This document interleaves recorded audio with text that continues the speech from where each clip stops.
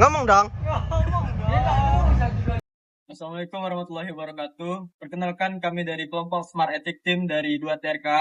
Di sini kami PKM Pengabdian ke Masyarakat, di mana di sini kami mitranya itu Masjid Dakwah.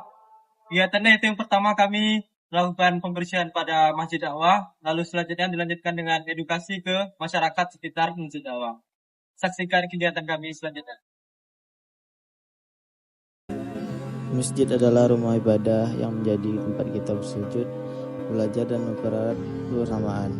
Kenyamanan beribadah berawal dari lingkungan yang bersih.